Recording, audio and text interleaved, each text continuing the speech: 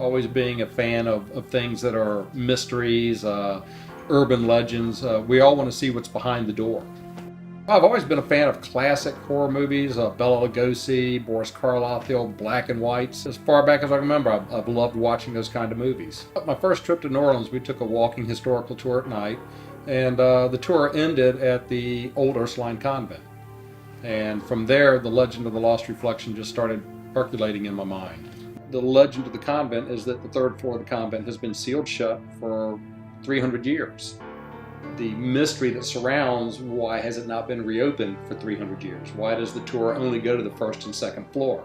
And just standing there staring at it at nighttime, I just felt a vibe. You know, just staring at the third floor, it's like, what is up there?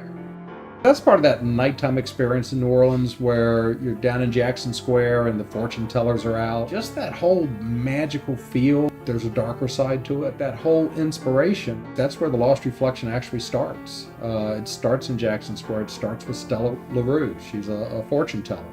And she sees the future of what's coming. She sees the arrival of Brian Denman.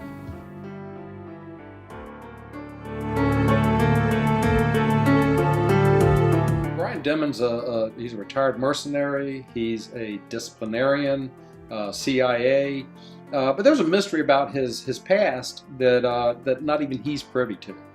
But he has gone through life with, this is the way I operate, precision, no time for romance. And as he comes to New Orleans, he has a vision of what his job is, which is to break into the convent, which he thinks is pretty much all nonsense.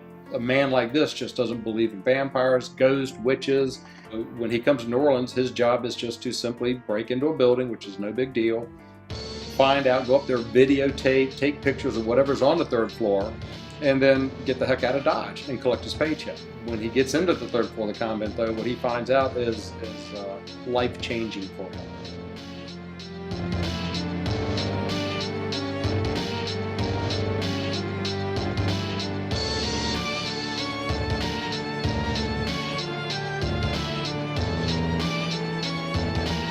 Brian finds out that vampires do exist, which just blows his mind, and it changes everything in his life.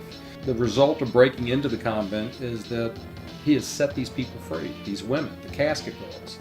And now his mission, his quest in life is to set things right. There's people dying because of his mistakes. So as he sets out at the end of the Lost Reflection, he knows there's a quest that he has to take, that he has to find all of these women and either A, put them back, or B, destroy them. And he does see them as evil. At this point in his life, he knows what good and bad is. He knows that actually he's been evil most of his life. I mean, as a mercenary, he's killed people, lots of people.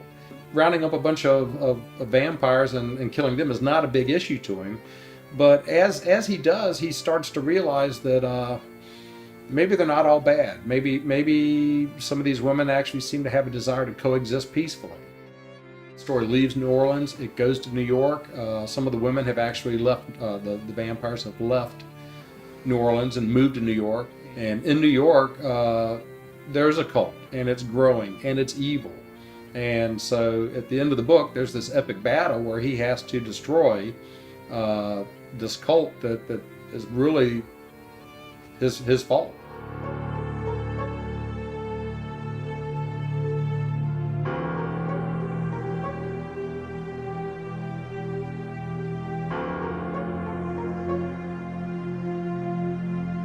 "39 years have passed, and now we're left with a different dynamic. The world has changed. As a result of the end of Inveria, vampires are actually running Romania. But they're good. They coexist and they also live in secret. Brian has 2 sons. Because of the dynamics of how the family insists that his sons live, it's actually caused a huge break in the family. The sons are very much estranged from the family. One wanting to live in secrecy, the other one wanting to take his natural life as a vampire and actually rule the world with it. A big battle ensues. One of the sons has actually created an army of vampires with the intent of taking over his family's rule in Romania, and from there, eventually the world.